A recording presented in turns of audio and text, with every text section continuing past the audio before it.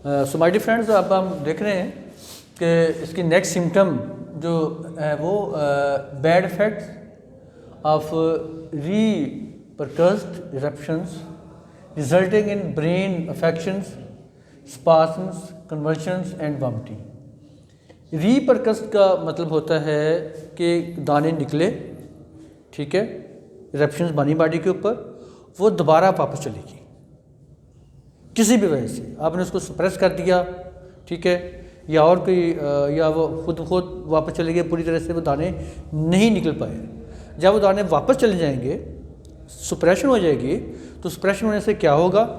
Suppression होने से ये होगा कि इस तरह से रिजल्टिंग इन ब्रेन अफेक्शन, स्पास्म्स, दिमाग के ऊपर, ब्रेन के ऊपर उसका इफेक्ट होगा, स्पास्म्स, उसको कंट्रैक्शंस होनी शुरू हो जाएंगी, कन्वर्जन्स, एपिलेप्सी टाइप जो कन्वर्जन्स हैं वो आने शुरू हो जाएंगे। ये बात पेशेंट की वॉमिटिंग नहीं ख़त्म हो रही होती, उल्टियाँ नहीं बंद हो रही होती, उनकी वजह जो होती है मेन वो बैक में कोई ऐसी चीज़ होती है। हमारे पास ऐसे बहुत केस आते हैं। अभी कल मेरे पास एक केस आया था कि उसकी वॉमिटिंग बंद नहीं हो रही थी।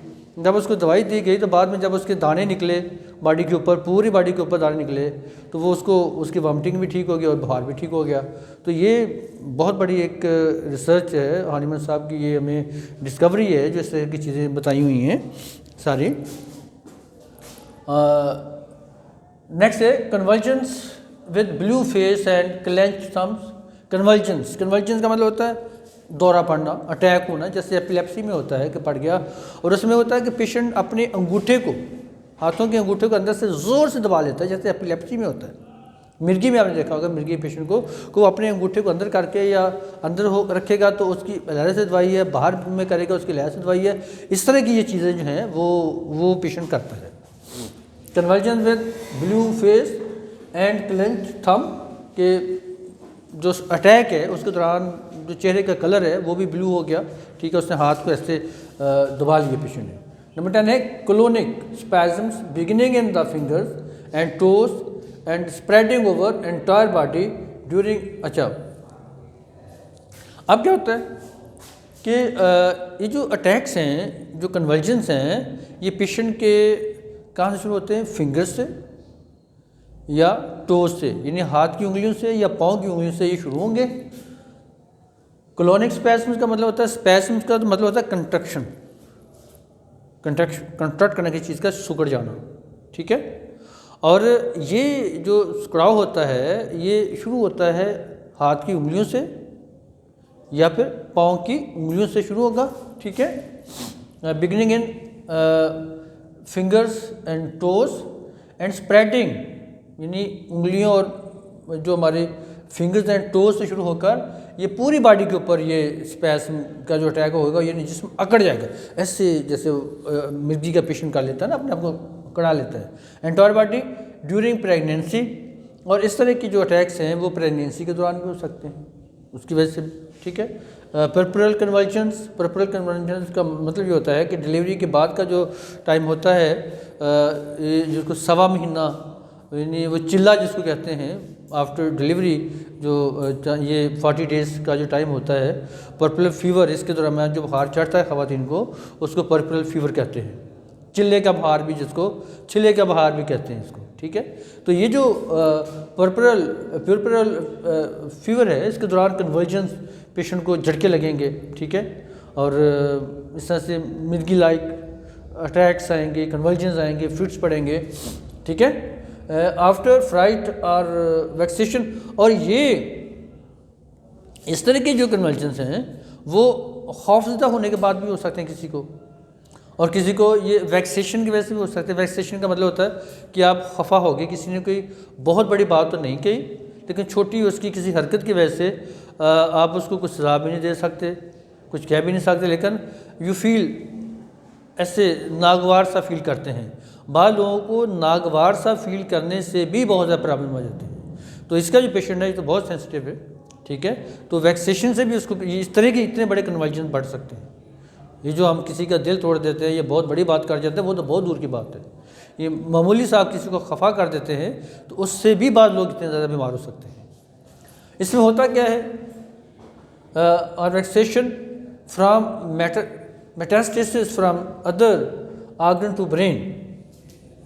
क्या होता है कि उसके कोई भी दाने थे या कोई भी चीज़ थी या स्ट्रेस था फीलिंग, उसका डायरेक्ट जाके इफ़ेक्ट ब्रेन पे पड़ा, तो ब्रेन पे मतलब वो मेटास्टेसिस कर गया, वहाँ पर पहुँच गया, तो उसकी वजह से फिर पेशेंट को ये प्रॉब्लम आनी शुरू होगी। अब इस तरह की जब वो प्रॉब्लम आएंगी, यानी ये दिस इज ड्यू टू सुप्रेशन। जब इस तरह की सुप्रेशन से ये इस तरह की प्रॉब्लम आएंगे, पेशेंट को मुसलसल वॉमिटिंग आ रही हैं या पेशेंट को अटैक्स हो रहे हैं, मिर्गी के फिट्स पा रहे हैं, ठीक है, इस तरह की बातें उसमें हो रही हैं, तो जब तक आप उसको कुप्र मेटालिकम या जिंक मेटालिकम की चीज़ें, इस तरह की मेडिसिन नहीं देंगे जो कि उसकी जो चीज़ें दब गई थी उनको बाहर निकालेगी, तो तब तक पेशेंट को आराम नहीं आ सकता,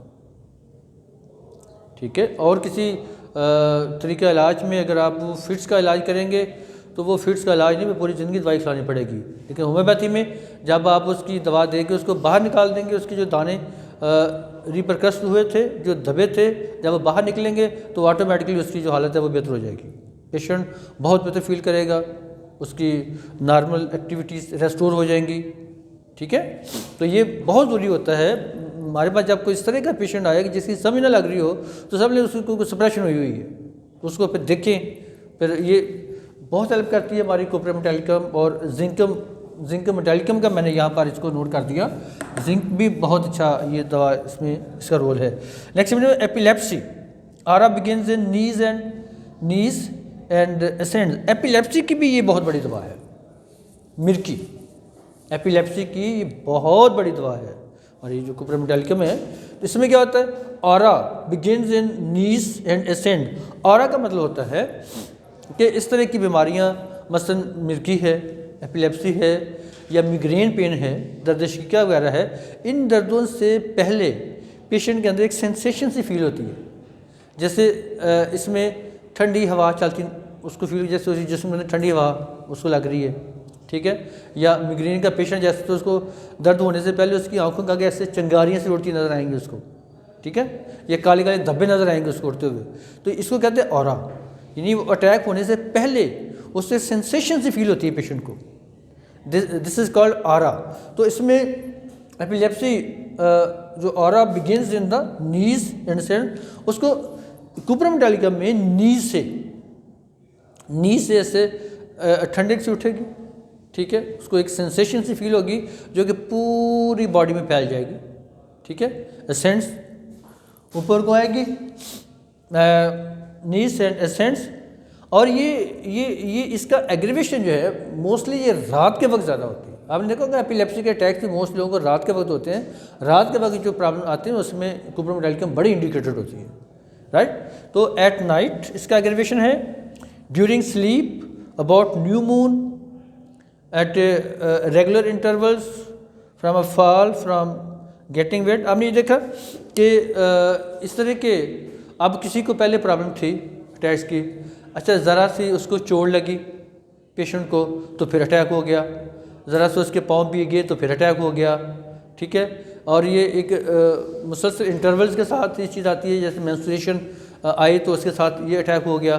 तो इस तरह से ये चीज़ें इनका आपस में मतलब इंटरवल्स के साथ इसका बड़ा गहरा ताल्लुक़ है। फिर चोट लगी कोई हल्की सी तो तब हो गया, इतनी ज़्यादा इसके अंदर वो सेंसिटिविटी फिर हो जाती है हमारे कुप्र मेटालिकम दवा का जो पेशेंट होता है। सो माय डियर फ्रेंड्स, आज हमने कुप्र मेटालिकम की गाइडेंस में पढ़ी हैं। इंशाल्लाह कल हम नेक्स्ट मेडिसिन पढ़ेंगे, तो तब तक के लिए इजाज़त, अल्लाह हाफिज़।